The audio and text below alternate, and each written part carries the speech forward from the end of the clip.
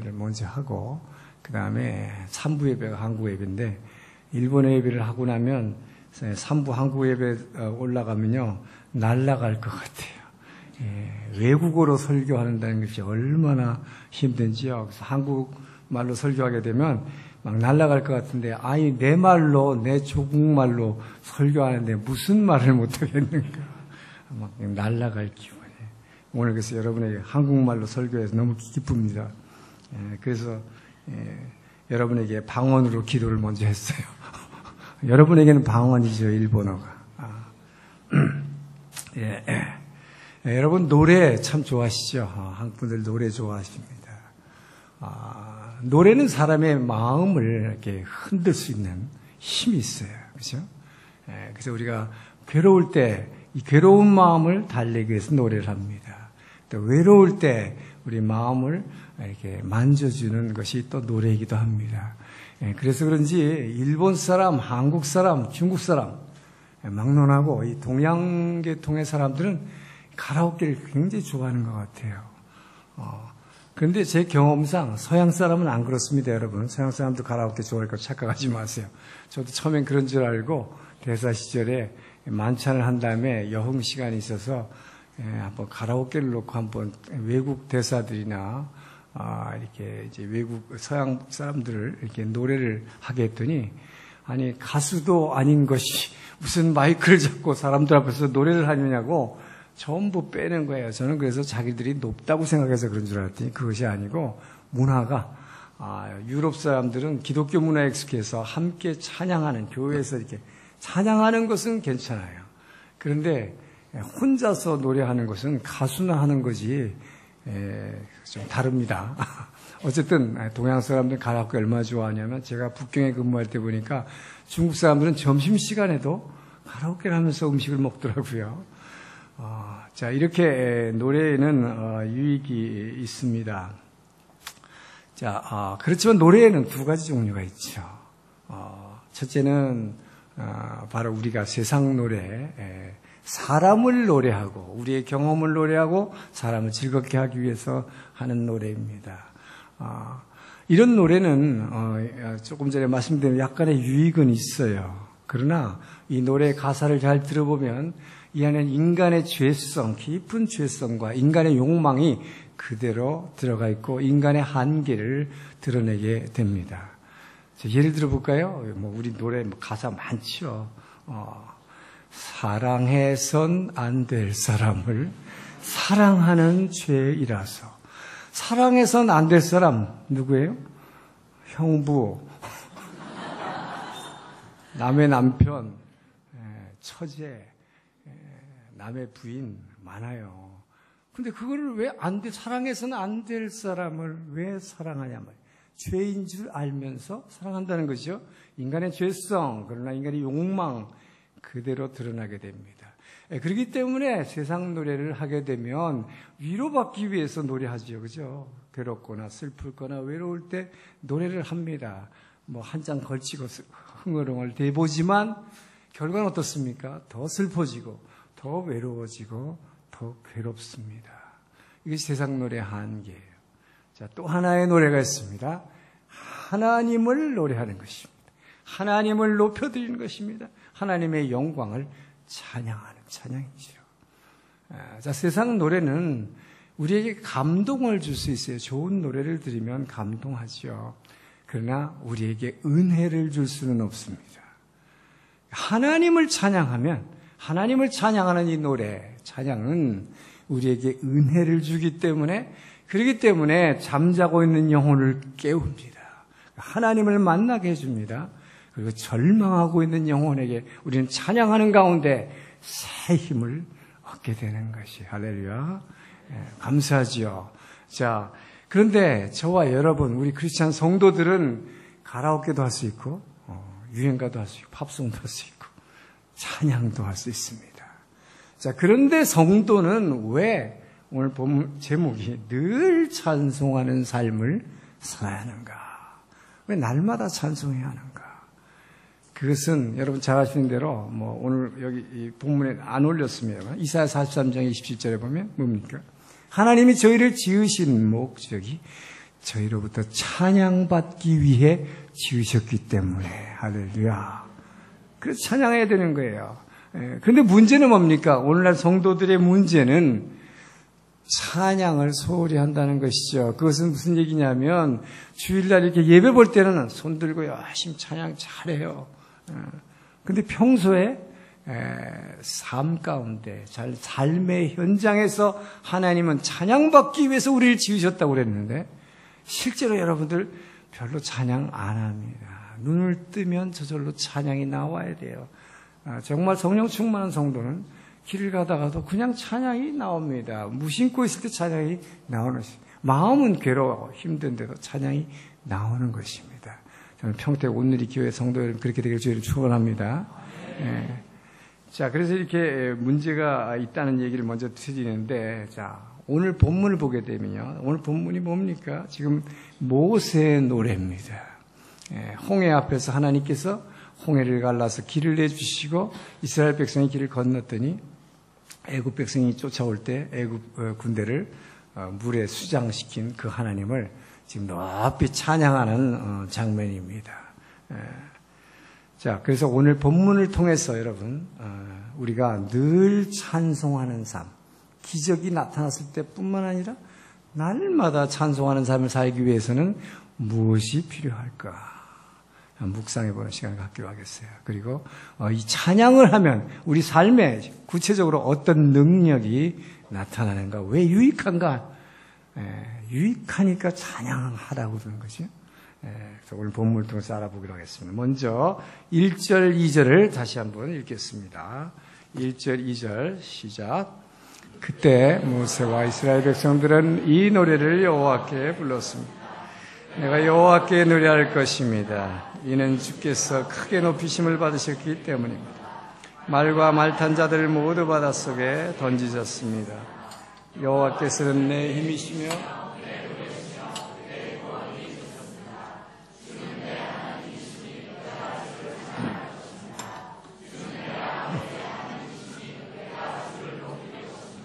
아멘. 자, 이게 첫 번째 메시지입니다. 1, 2절을 보니까 하나님의 은혜를 체험한 사람은 찬양하게 되어 있다 하는 것이죠. 자, 여러분 출애굽 이 사건 지금 홍해 앞에서 갈라졌던 홍해가 갈라지는 이야기 그리고 이 애굽 군대를 물속에 수장시키시는 이야기가 바로 지난 14장에서의 본문이었습니다. 자, 홍해가 부딪혔을 때 너무나 두려웠죠. 뒤에서 더군다나 애굽 군대가 쫓아오니까. 근데 하나님께서 구름 기둥과 불 기둥 가운데서 그것을 내려다보시고 계시던 하나님이 이스라엘 백성들이 이제 홍해를 건너기 시작할 때 애굽 군대가 쫓아오니까 구름 기둥, 낮에는 구름 기둥으로 먹구름으로 변해가지고 애굽 군대가 말 타고 전차 타고 쫓아오는 걸 막 방해하고 있는 걸 보죠. 그리고 어떻게 됩니까? 밤과 새벽에는 불기둥이 이 애국 군대의 진격을 막 방해하고 있습니다. 그러다가 이스라엘 백성이 전부 홍해를 완전히 걷는 것이 확인된 후에 하나님은 이 양벽으로 갈라지던 물벽을 하나로 합쳐서 수장시킨 것입니다. 자, 이 기적을 체험한 이스라엘 백성들 모세 입에서 절로 지금 찬양이 터져 나오는 것이 지금 읽은 본문입니다. 자, 그래서 2절에서 지금 모세가 하나님을 이렇게 표현하고 있습니다. 여호와는 나의 힘이요. 왜 힘이라고 합니까? 하나님께서 우리를 위해서 나와 이스라엘 백성을 위해서 싸워주셨고 기적을 베푸시는 엄청난 힘을 능력을 나타내신 여호와는 나의 능력이십니다. 먼저 고백인 것입니다. 그러고 나서 뭐라고 합니까? 여호와는 나의 노래시며 이제 바로 이 애국 군대를 다 수장하고 우리를 홍해를 건너게 하심으로 말미암아 이제 해방된 이 해방의 기쁨을 주셨기 때문에 기쁘면 노래하지요. 그래서 주는 나의 노래가 되시는 것입니다. 그리고 또 뭐라고 합니까? 주는 나의 구원이시로다. 노예 상태로부터 완전한 자유와 해방을 주신 구원의 하나님임을 찬양하는 것입니다. 할렐루야. 이것을 모세와 이스라엘은 직접 눈으로 보았고 몸으로 체험한 것입니다. 여러분, 바닷물이 갈라진 길을 내 몸으로 건넜잖아요. 이렇게 체험하고 눈으로 본 사람은 그 하나님을 이렇게 찬양하지 않을 수 없는 거예요. 자, 그래서 하나님을 찬양했습니다. 그러고 나서 그는 나의 하나님이시다. 그 하나님이 애굽 편에 서서 싸워주신 게 아니죠. 나와 이스라엘 편에 서서 싸워주셨기 때문에 그는 주님은 나의 하나님을 고백하는 것입니다. 자, 이렇게 모세는 하나님을 잘 찬양하게 됐습니다. 체험이 있을 때 기적을 체험하면 하나님을 높이기 찬양하게 된다는 것이죠. 자, 그런데 지금 모세와 이스라엘은 매일 찬양했습니까? 그렇지 않죠. 우리는 이스라엘 백성들의 광야의 불평을 너무 잘 기억하고 있어요. 근데 오늘 제목이 늘 찬송하는 삶입니다. 성경에서 날마다 찬송하고 산 대표적인 인물이 있다. 누굽니까? 다윗이죠. 다윗이죠.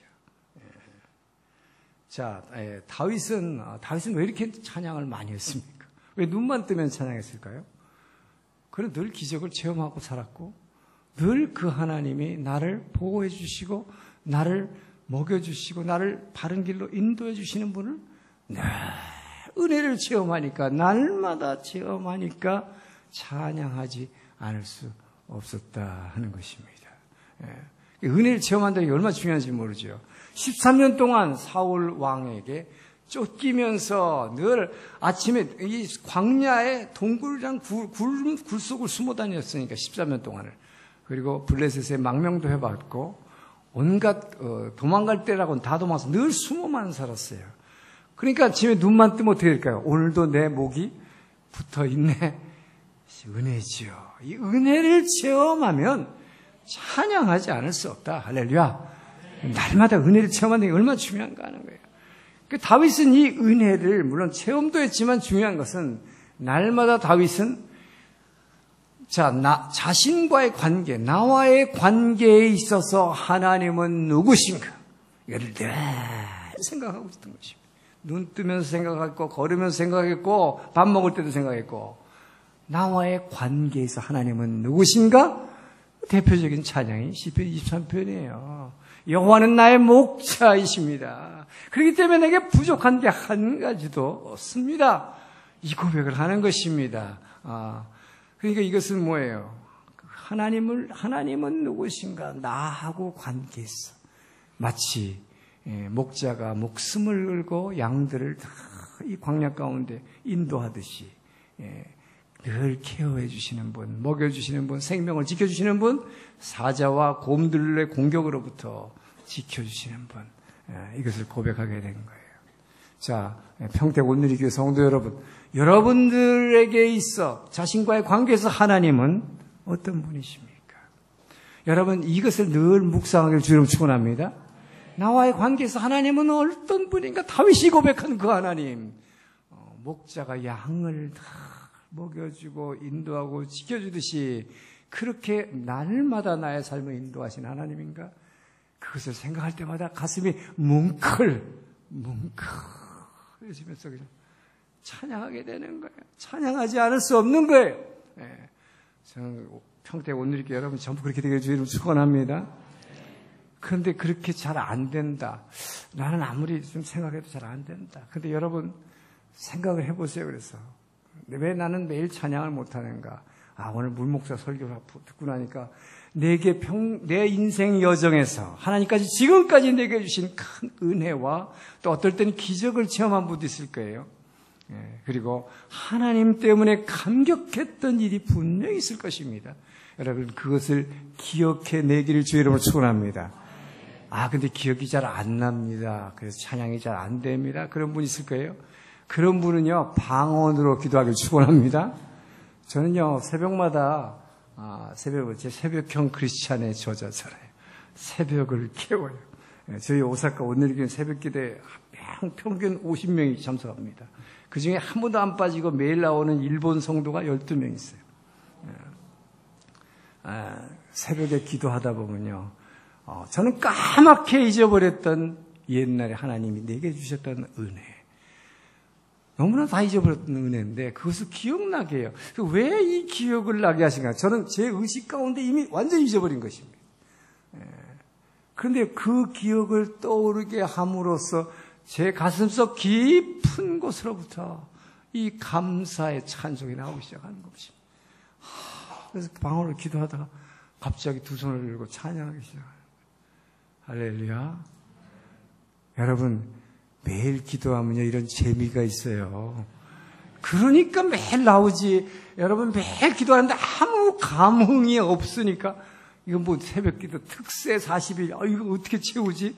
고통스러운 거예요. 날마다 해보십시오. 여러분, 성령께서 내 이 마음속 깊은 곳을 흔들어 대시면 그 은혜가 날마다 그 은혜에 넘치게 되면 찬양하지 않을 수 없어요. 그래서 정말로 좋으신 하나님. 여러분, 그냥 좋으신 하나님. 정말로 좋으신 하나님.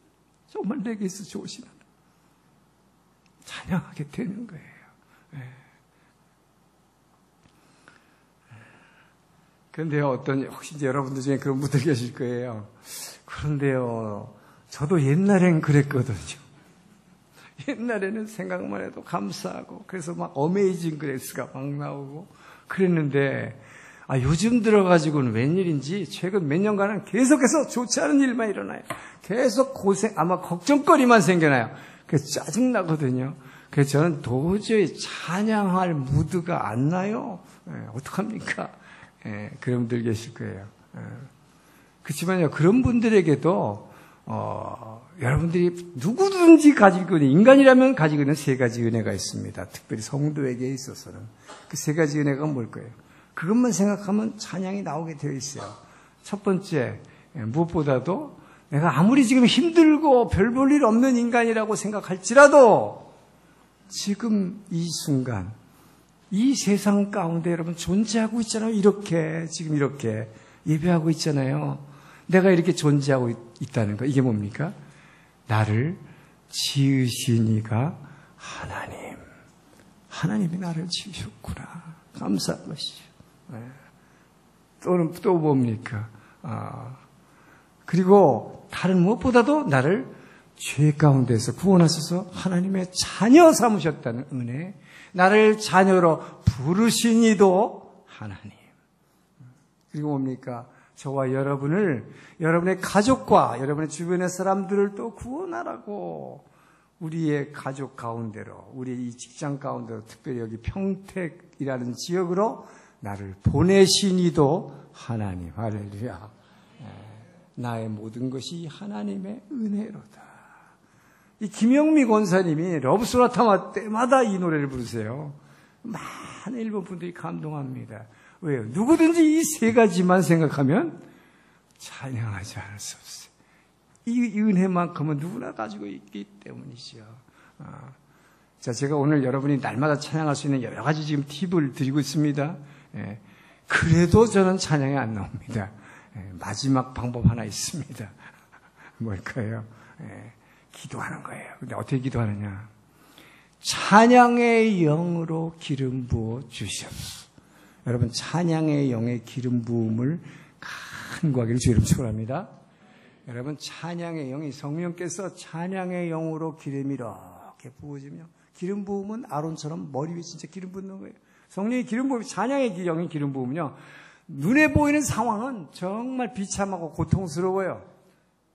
그런데도 놀랍게도 마음속에서는 찬양이 나오는 거예요.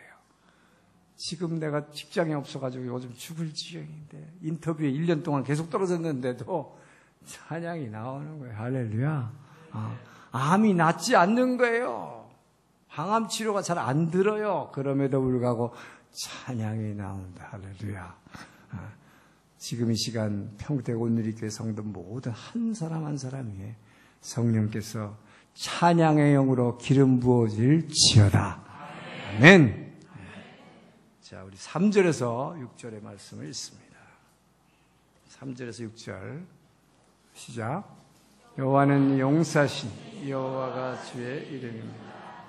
주께서는 바로의 전차와 그의 군대를 바닷속에 던지시니 바로의 가장 뛰어난 지휘관들이 그들이 돌처럼 깊은 곳에 가라앉았습니다. 여호와여, 주의 오른손은 능력으로 위엄이 있습니다. 여호와여, 주의 오른손이 적들을 부수셨습니다. 자, 오늘의 두 번째 메시지입니다. 지금 3절에서 6절 말씀을 보게 되면요, 우리가 마음속으로부터 감사하면 찬양할 수 있다. 첫 번째는 아까 뭐였어요? 은혜를 체험하는 거예요. 은혜를 체험하는 거. 근데 여러분, 은혜를 체험하면 다 찬양할 것 같은데, 여러분, 누구한테 은혜를 입었다고 반드시 찬양합니까? 은혜를 입었다고 반드시 감사합니까? 그렇지 않아요. 그럴 것 같은데 안 그런 사람들이 있더라고요. 그죠? 하나님에게 엄청난 은혜를 입고도 찬양하지 않아요. 감사하지 않아요. 그래서 저는 여러분들이요, 경제적으로 혹시 여러분 힘들 때나 뭔가 힘들 때 누구에게 도움받았죠? 그럼 반드시 그것을 하게 하신 하나님께 감사할 뿐만 아니라 그 사람에게도 감사하기를 주님 축원합니다. 반드시 감사하다는 의사표시를 해야 됩니다. 그리고 뭐 누군가가 형제 자매가 여행 갔다 와가지고 조그만 선물이지만 이거 선물입니다 줬을 때 여러분들 그거 주면 뭐 이런 걸 가지고 나를 뭘로 보고 그럽니까?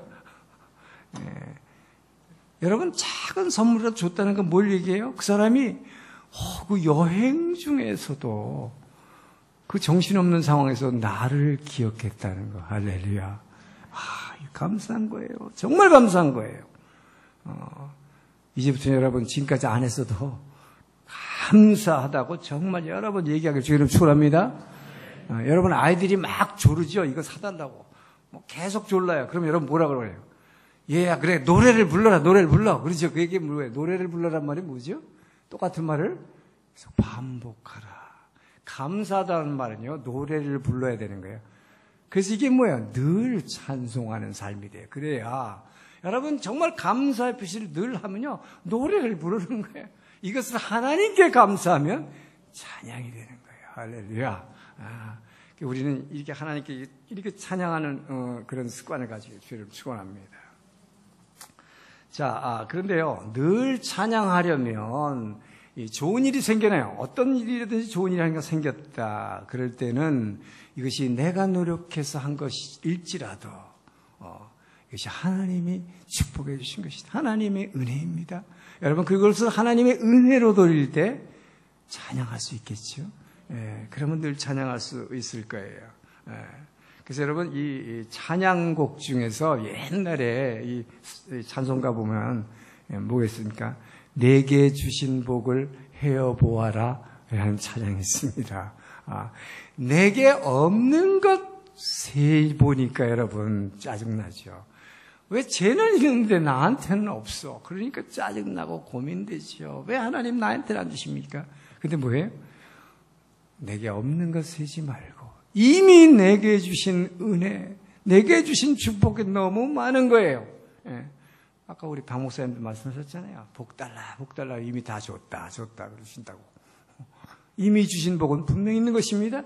이미 있는 복을, 이미 내게 주신 은혜를 하나씩 세어가면 여러분 가슴속에서 그 감사가 터져나올 수밖에 없어요. 정말로 감사해요. 저는 그래서 그것을 감사하기 시작합니다. 정말 내게 주신 그 복을, 내게 없는 건 많지만 세어보기 시작하면 감사의 눈물을 흘리게 돼요. 그래서 찬양하지 않을 수 없는 거예요. 여러분, 정말 여러분 이미 주신 은혜 한번 세어볼까요? 몇 가지만 한번 그냥 언뜻 생각나는 거. 첫 번째 뭡니까? 성도된 거. 아까도 뭐 반복이지만 무엇보다도요, 우리가 죄의 노예였는데 정말 자녀 삼아 주셨다는 거. 이거보다 더 큰 축복이 없어요. 그죠? 이미 주신 은혜죠. 다른 사람에게 없는 거예요. 그 다음에 뭐 있을까요? 매일 일용할 양식, 먹을 양식 주었고 그것을 보충할 수 있던 직장 주신 것 감사합니다.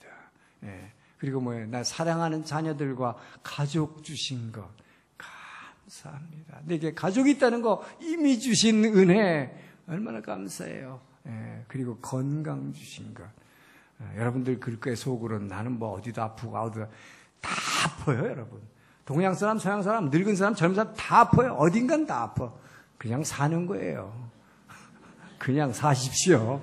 아픈 거 갖고 사는 거예요. 그래서 그나마 이렇게 움직일 수 있고 직장 다닐 수 있고 예배 드릴 수 있는 건강 주신 것 감사합니다. 그리고 뭐 있습니까? 정말 우리가 감사할 제목들이 너무너무 많지만 또 내게 이렇게 평택 온누리 교회 같이 좋은 교회 주신 것 감사합니다. 그리고 내게 은사 주셔서 이 교회를 찬양으로 섬기고 또 봉사로 안내로 전도로 섬기는 이런 은사 주신 것 감사합니다. 뭐 등등등 여러분 내게 주신 은혜를 하나하나 세어보기 시작하면 정말 감사가 막 터져 나와요. 찬양하게 될 것입니다. 그런데요 여러분 크리스찬이라고 하는 것은 미신자하고 다른 점이 있습니다. 뭡니까? 찬양할 수 없는 상황에서도 도저히 감사할 수 없는 상황인데도 감사하는 것. 할렐루야. 이것이 크리스찬의 엄청난 축복이에요. 그 대표적인 분이 있었습니다. 여러분 찬양 시인 중에 장애자로서 찬양 시인 이 송명희 자매라고 있었죠. 그분은 원래 뇌성 마비로서 이렇게 정상적인 활동할 수 없는 상황에도 불구하고 참으로 감동적이고 안 믿는 사람에게도 감동적이고 또 은혜로운 찬양 시를 늘 써서 그것을 찬양으로 불렀던 분입니다. 그분의 대표적인 찬양 시 중에 나라는 게 있죠. 우리 잘 알아요. 그 찬양곡으로도 많이 불렀던 것이죠. 제가 그 시를 잠깐 볼까요? 그분 여러분 다 알고 계실 거예요. 나 가진 재물 없으나 나 가진 지식 없으나 나 남에게 있는 건강 있지 않으나 지금 없는 것 세 가지가 있습니다. 돈 없어요. 배운 거 별로 없어요. 건강도 없어요. 그렇지만 나 남이 없는 것 있으니 할렐루야. 이 내게 이미 주신 은혜지요. 이것을 세는 것입니다. 나 남이 못 본 곳을 보았고 할렐루야. 저와 여러분은 기도 중에 환상을 볼 수 있어요. 나 남이 듣지 못한 주의 음성을 듣는 것입니다. 다른 사람은 도저히 깨달을 수 없고 받을 수 없는 하나님의 사랑을 나는 받았고 할렐루야. 그리고 뭡니까? 난 남이 모르는 것 깨달은 것입니다. 우리는 주님의 약속의 말씀을 듣고 알고 깨달을 수 있는 놀라운 능력을 은혜를 주셨습니다. 그렇기 때문에 공평하신 하나님이라고 얘기하고 있습니다. 공평하신 하나님이 남이 가진 것 돈 없고 지식 없고 건강도 없지만 그러나 공평하신 하나님. 왜요? 남이 없는 것 갖게 하셨네. 할렐루야. 여러분 정말 이 찬양은 말이죠. 장애인으로서 아주 남보다 가진 것도 없고 배운 것도 없고 병약한 자신에게 그러나 다른 사람은 도저히 누릴 수 없는 이 엄청난 축복과 은혜를 주신 것을 감사하고 마음속 깊이 감사하기 때문에 말마다 계속 찬양하는 거예요. 할렐루야. 여러분 이제 여러분에게 있어서 하나님은 공평하신 하나님입니까? 아니면 불공평하다고 생각하시는 분이 있을 거예요. 왜 나한테만 하나님이 이러십니까? 그런 분 계시지요. 그러나 여러분 정말 여러분에게 이미 주신 복을 세어보게 되면 이분보다도 여러분은 얼마나 유리한 입장에 있습니까? 이분보다 얼마나 여러분 축복받았습니까? 정말 하나씩 세어보면 너무나 감사, 너무나 은혜롭고 그 하나님께서 내게 주신 것이 얼마나 많은지. 이제부터는 여러분 주변을 둘러보면서 남이 가졌는데 내게 없는 것 세지 마시고 그래서 고민하거나 질투하지 마시고 내게 이미 주신 것 하나씩 세어보므로 날마다 찬양이 터져나기를 주의 이름으로 축원합니다. 이제 마지막으로 이 찬양의 능력을 보기 위해서 사도행전 아까 우리가 읽었던 16장 25, 26절 한번 봅니다. 찬양하면 어떤 능력이 나타나는가? 왜 날마다 찬양하라고 하는가? 시작. 한밤중 됐을 때 바울과 실라가 기도하며